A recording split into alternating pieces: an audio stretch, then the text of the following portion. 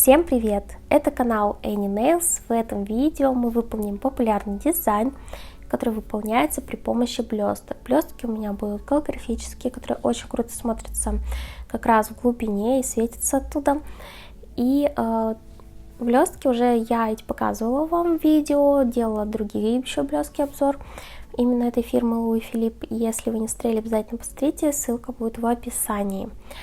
И этот дизайн на самом деле очень легкий, простой. Я думаю, что именно мастера знают, как выполняется этот дизайн.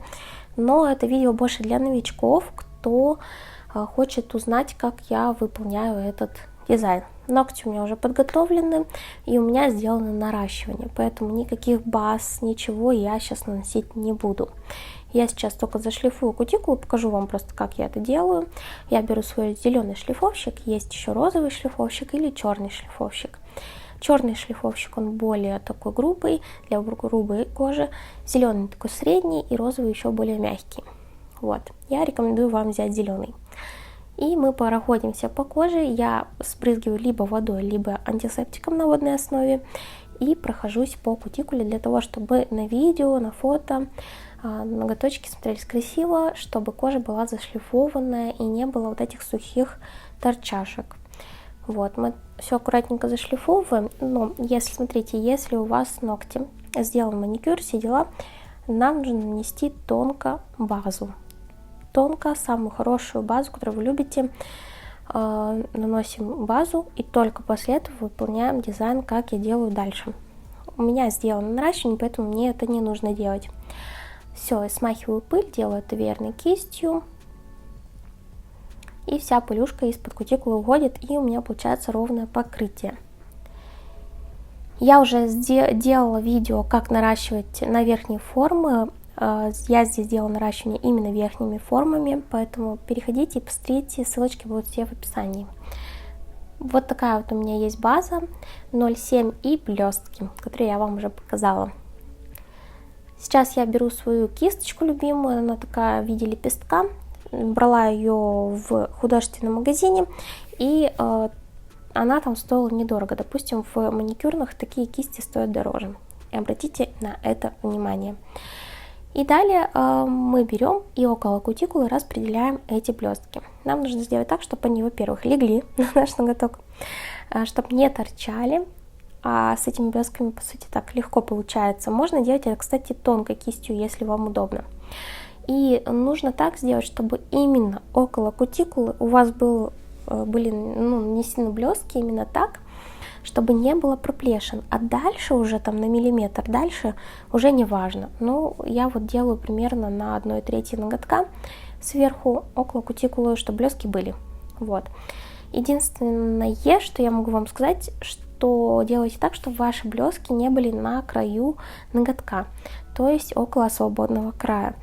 Потому что я не заметила, на наказательном пальце у меня есть блестка, и во время носки я ее замечала, и она была не блестящая, не какого-то цвета, она была просто вот как какая-то точка, темная точка. И это смотрится не очень хорошо, поэтому вот заранее так скажу, что лучше смотреть, чтобы у вас на свободном крае никакая блестка нечаянно не затесалась. А если и затесалась, и появилась, то, конечно, кистью очень тяжело бывает убрать их. Вы берете просто безворсовую салфетку, смачиваете в клинсере и протираете ноготок снизу, где блестки. Вот эти собираете их на салфеточку, и чтобы они вам больше не мешали. Потому что лучше, чтобы их там не было. Все, мы распределяем все блесточки, все аккуратненько расглаживаем. Если что, можете помогать тоненькой кисточкой. И я вам хочу сказать, что мастера, которые новички, вы должны иметь у себя все-таки тоненькие кисти. Обязательно хотя бы одну хорошую тоненькую кисть вы должны иметь. Потому что вся проблема с затеками, вся проблема с нанесением гель-лака около кутикулы решается кисточкой. Тоненькой, хорошей кисточкой, у которой ворс не выбивается в разные стороны, которая более ровненькая, да? Вот. И хотя бы какая-то кисть уже решит эту проблему. Хотя бы выравнивание там цвета, да, базы под нанесение под кутикулу, или хотя бы около кутикулы. Вот. Это я вам так совет даю, потому что я заметила, что некоторые пренебрегают кисточками и думают, почему же у них гель-лак затекает. А вы можете просто зайти в любой художественный магазин и выбрать там себе 10-0, либо однерку, либо нолик. Это именно номера кисточек. Вы можете такие себе присмотреть любой фирмы, на самом деле. Главное, берите синтетическую для новичка. Именно синтетика лучше всего. Потому что я думаю, что новички пока не умеют обращаться именно с натуральным ворсом. Вот. Далее я беру базу, она такая паловая, фиолетовая. Да, в ней есть блески, но это будет смотреться очень красиво.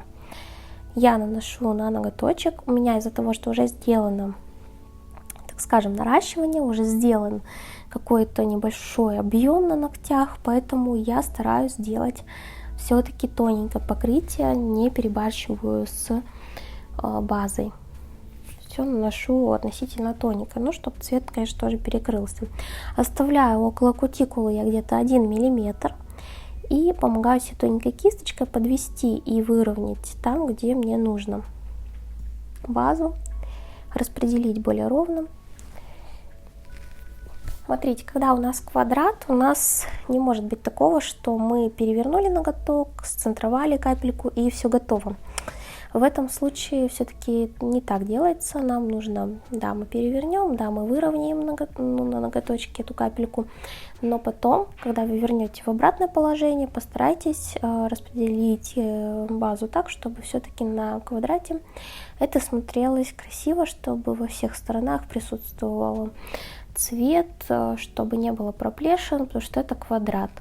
Квадрат — это не овал. На овале, да, можно создать капельку в центре, а все остальное не так важно, допустим. Вот. Но вот на квадрате постарайтесь, чтобы во всех сторонах было более-менее равномерное покрытие. То же самое делаем с другими ноготками и сушим поочередно. Не нужно нам сразу все ногти покрывать. Тоже замечаю на новичках, что почему затекает гель-лак, потому что вы делаете все на скорость, хоть и тоненько наносите и тому подобное, но вот вы наносите и думаете, что вы все успеете.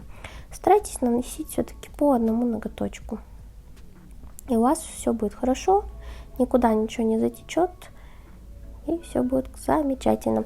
И, кстати, старайтесь все-таки делать не широкие ногти, старайтесь не наваливать много материала, потому что много материала это не равно стойкость и не равно там укрепление ногтевой пластины. Даже если у вас не сделано наращивание, даже если не сделано какое-то укрепление.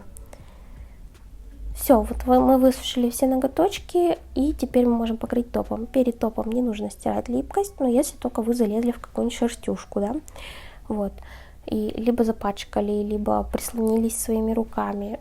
А так без, липкость оставляем и наносим топ либо с липкостью, либо без липкости, какой вам больше нравится. Советую топ без липкости. Вот такой дизайн у нас получился. Ставьте лайки, если вам понравилось. Подписывайтесь на мой канал и ставьте колокольчик, чтобы не пропускать мои новые и полезные видео. А на этом все. Я надеюсь, вы простите меня за больной голос. Всем пока-пока.